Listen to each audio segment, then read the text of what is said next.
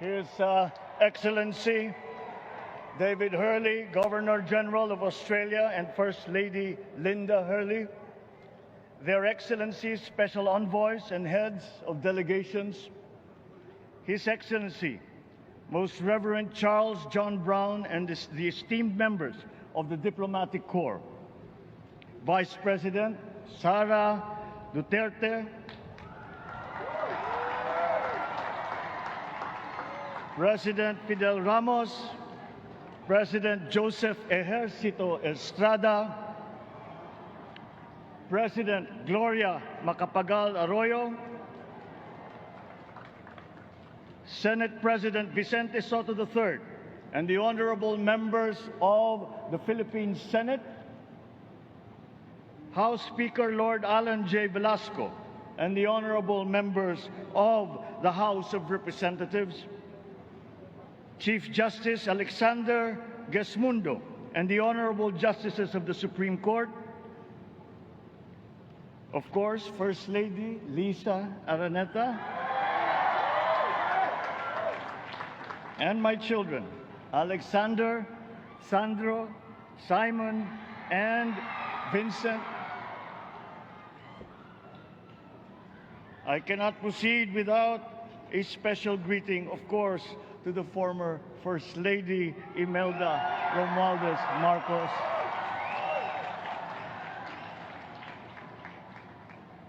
Other distinguished guests, ladies and gentlemen, my friends, ang aking minamahal na mga kababayan, magandang tanghali po sa inyong lahat. This is a historic moment for us all. I feel it deep within me. You, the people, have spoken, and it is resounding. When my call for unity started to resonate with you, it did so because it echoed your yearnings, mirrored your sentiments, and expressed your hopes for family, for country, and for a better future. That is why it reverberated and amplified as it did, to deliver the biggest electoral mandate in the history of Philippine democracy.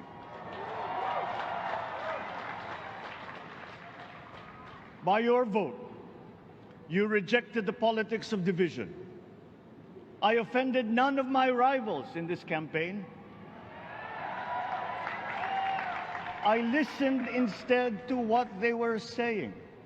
And I saw little incompatibility with my own ideas about jobs, fair wages, personal safety, and national strength, and ending want in a land of plenty. I believe that if we but focus on the work at hand and the work that will come to hand, we will go very far under my watch. You believe that too. At pinakinggan ko ang tinig ninyo na ang sinisigaw ay pagkakaisa, pagkakaisa, pagkakaisa. We will go farther together than against each other, pushing forward, not pulling each other back, out of fear, out of a misplaced sense of weakness. But we are the furthest from weak. The Filipino diaspora flourishes even in the most inhospitable climes, where they are valued for their quality. The changes we seek will benefit all and will shortchange no one. I was not the instrument of change. You were that. You made it happen. I am now. You picked me to be your servant, to enable changes to benefit all. I fully understand the gravity of the responsibility that you've put on my shoulders. I do not take it lightly, but I am ready for the task. I will need your help. I want to rely on it, but rest assured I do not predicate success on the wide cooperation that's needed. I will get it done. I once knew a man who saw what little had been achieved since independence. in a land of people with the greatest potential for achievement. And yet, they were poor. But he got it done, sometimes with the needed support, sometimes without. So will it be with his son. You will get no excuses from me.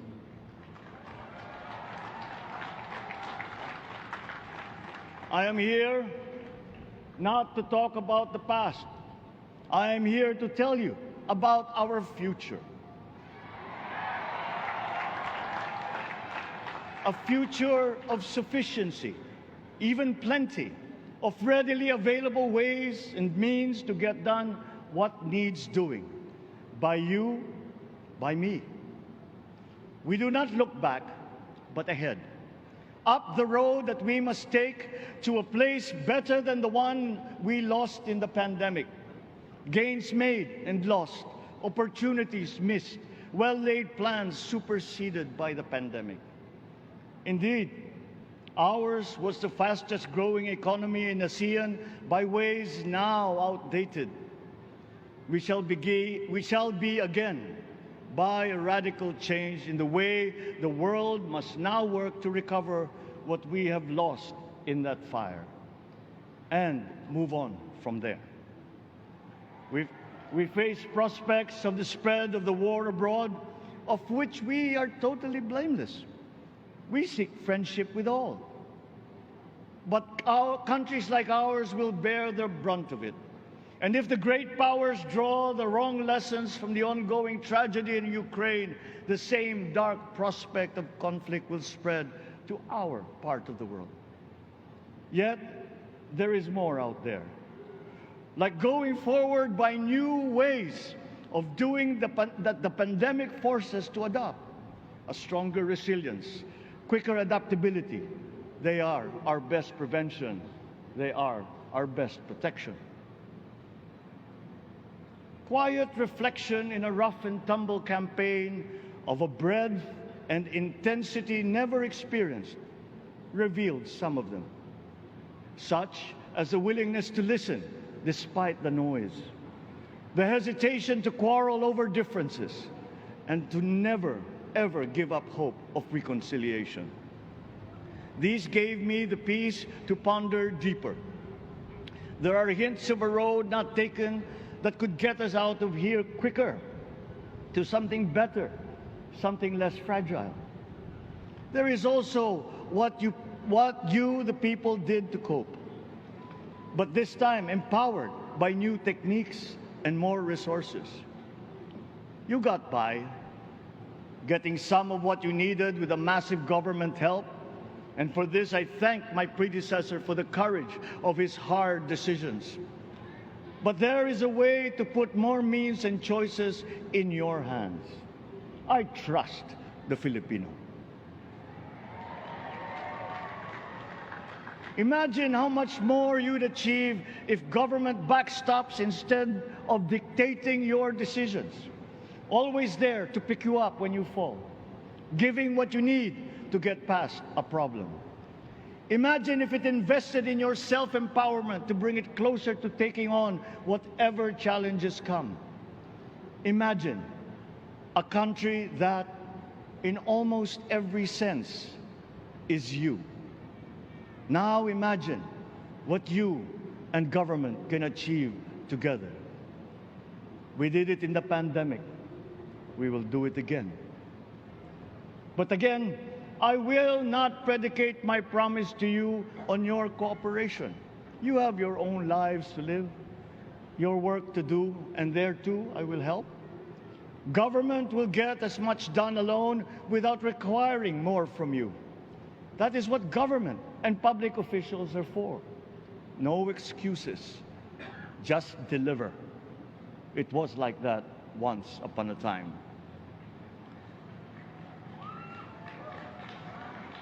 I did not talk much in this campaign. I did not bother to think of rebutting my rivals. Instead, I searched for promising approaches better than the usual solutions. I listened to you. I did not lecture you who has the biggest stake in our success. and the forthcoming State of the Nation will tell you exactly how we shall get this done. In this fresh chapter of our history, I extend my hand to all Filipinos. Come, let us put our shoulders to the wheel and give that wheel a faster turn to repair and to rebuild and to address challenges in new ways, to provide what all Filipinos need, to be all that we can. We are here to repair a house divided, to make it whole, and to stand strong again in the bayanihan way, expressive of our nature as Filipinos. We shall seek, not scorn, dialogue, listen respectfully to contrary views, be open to suggestions coming from hard thinking and unsparing judgment, but always from us, Filipinos. We can trust no one else when it comes to what is best for us. Past history has often proven that. Solutions from outside divided us. None deepened our understanding. They were always at our expense. Never forget, we are Filipinos. One nation, one republic, indivisible. We resisted and never failed to defeat foreign attempts to break up our country in my father's watch. His strongest critics have conceded that. So let us all be part of the solution that we choose. In that lies the power to get it done. Always be open to differing views, but ever united in our chosen goal. Never hesitating to change it, should it prove wanting. That is how agile, resilient republics are made. Our future we decide today. Yesterday cannot make that decision anymore, nor can tomorrow delay it. The sooner we start, the surer and quicker the prospect of achieving our future. These are troubling times. What's happening to others can happen to us, but it will not. We see what's happening. We are witness to how it is being stopped, and we have seen the glory that crowns struggle against all odds. Giving up is not an option. We've been through times of bitter division, but united, we came through to this when it shall begin again, but better. The campaigns I've run have taken me here where I stand today. I listened to you, and this is what I have heard. We all want peace in our land. You and your children want a good chance at a better life in a safer, more prosperous country. All that is within reach of a hard-working, warm, and giving race. Your dreams are mine. Pangarap nyo ay pangarap ko. How can we make them come true? How can we do it together? But I will take it as far as anyone with the same faith and commitment can, as if it depended entirely on himself. Sa pangarap na maging mapayapa ang ating bansa, ang pangarap nyo ay pangarap ko. Sa pangarap na maging maunlad ang ating bansa, ang pangarap nyo ay pangarap ko. At sa pangarap na maging mas masinang ang kinabukasan natin at ng ating mga anak, ang pangarap nyo ay pangarap ko. We are presently drawing up a comprehensive, all-inclusive plan for economic transformation. We will build back better by doing things in the light of the experiences that we have had, both good and bad. It doesn't matter. No looking back in anger or nostalgia. In the road ahead, the immediate months will be rough, but I will walk that road with you. The pandemic ravaged bigger economies than ours. The virus is not the only thing to blame. What had been well built was torn down. we will build it back better. The role of agriculture cries for the urgent attention that its neglect and misdirection now demands. Food self-sufficiency has been the key promise of every administration. None but one delivered. There were inherent defects in the old ways and in recent ways too. The trade policy of competitive advantage made the case that when it comes to food sufficiency, a country should not produce but import what other countries make more of and sell cheapest. Then came Ukraine. The most vulnerable when it comes to food are the countries furthest away from the conflict, those bearing no blame for provoking it. Yet they face the biggest risk of starvation. If financial aid is poured into them, though it never is, there is nothing to buy. Food is not just a trade commodity. Without it, people weaken and die. Societies come apart. It is more than a livelihood. It is an existential imperative and a moral one. An agriculture damaged and diminished by unfair competition will have a harder time or will have no prospects at all of recovering. Food sufficiency must get the preferential treatment the richest free trade countries always gave their agricultural sectors. Their policy boils down to don't do as we do. Do what we tell you to. I am giving that policy the most serious thought if it doesn't change or make more allowances for emergencies with long-term effects. There is a parallel problem in our energy supply. Sufficient fossil fuel-free technology for whole economies has yet to be invented. And it is not seriously tried by rich countries. Again, consider the response of the richest countries to the war in Ukraine. But surely, a free world awash with oil can assure supplies. Or we will find a way. We are not far from oil and gas reserves that have already been developed. What we teach in our schools, the materials used must be rethought.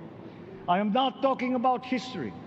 I am talking about the basics, the sciences, sharpening theoretical aptitude and imparting vocational skills, such as in the German example, alongside the national language with equal emphasis and facility in a global language, which we had and lost. Let us give OFWs all the advantages we can for them to survive and to thrive. Our teachers from elementary up are heroes fighting ignorance with poor paper weapons. We are condemning the future of our race to menial occupations abroad. Then they are exploited by traffickers. Once we had an education system that prepared coming generations for more and better jobs. There is hope for a comeback. Vice President and soon-to-be Secretary of Education, Sara Duterte Carpio, will fit that mission to a T. We won't be caught unprepared, under-equipped, and understaffed to fight the next pandemic. To start with, we never got over the pandemic of poor, if any, free public health. The last major upgrade of a public health system, exemplified by the resources poured into PGH, predates the current shambles by 3 generations. Our nurses are the best in the world. They acquitted themselves with the highest distinction abroad, having suffered even the highest casualties. With the same exemplary dedication at home, they just got by. They are out there because we cannot pay them for the same risk and workload that we have back here. There will be changes starting tomorrow. I am confident because I have an OPLEC in my cabinet. There were shortcomings in the COVID response. We will fix them. Out in the open. No more secrets in public health. Remember, I speak from experience. I was among the first to get COVID. It was not a walk in the park. My father built more and better roads, produced more rice than all administrations before his. President Rodrigo Roa Duterte built more and better than all the administrations succeeding my father's. Much has been built, and so well, that the economic dogma of dispersing industry to develop the least likely places has been upturned. Development was brought to them. Investors are now setting up industries along the promising routes built. And yet, the potential of this country is not exhausted. Following these giant steps, we will continue to build. I will complete on schedule the projects that have been started. I'm not interested in taking credit. I want to build on success that's already happening. We will be presenting the public with a comprehensive infrastructure plan. 6 years could be just about enough time. No part of our country will be neglected. Progress will be made wherever there are Filipinos, so no investment is wasted. The recovery of Philippine tourism, with its emphasis on accessing nature's beauty, I am sure will exceed expectations. And bigger is not always better, but there's something to be said for economies of scale. And yet the country invites investments in fast-rising industries with quick returns and inflicts irreparable damage for future generations. We have yet to see large-scale practical solutions to pollution, though some are beginning to emerge. But there are tried and proven new ways of mitigation. Blades have been turning over the sand dunes of Ilocos Norte, harnessing a power all around but unseen long before this day. I built them. The rich world talks a great deal but does a lot less about it than those with much less, but who suffer more death and destruction from climate change and lack of adaptation. We will look to our partners and friends to help the Philippines, who, despite having a very small carbon footprint, is at the highest risk. First, spare victims, then help them recover, and move on to lessen the harmful impact of climate change. We too have our part to play. We are the third biggest plastics polluter in the world, but we won't shirk from that responsibility. We will clean up. You will not be disappointed, so do not be afraid. With every difficult decision that I must make, I will keep foremost in my heart and in my mind the debt of gratitude I owe you for the honor and responsibility that you have conferred on me. Whatever is in a person to make changes for the better of others, I lay before you now in my commitment. I will try to spare you. You have your other responsibilities to carry. But I will not spare myself from shedding the last bead of sweat or giving the last ounce of courage and sacrifice. And if you ask me why I am so confident of the future, I will answer you simply that I have 110 million reasons to start with. Such is my faith in the Filipino.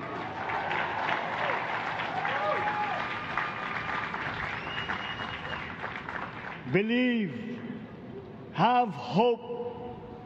The sun also rises like it did today and as it will tomorrow. And as surely as that, we will achieve the country all Filipinos deserve. God bless the Philippines. God bless our work. Maraming salamat po sa inyong lahat. Mabuhay ang Pilipinas. Magandang tanghali po.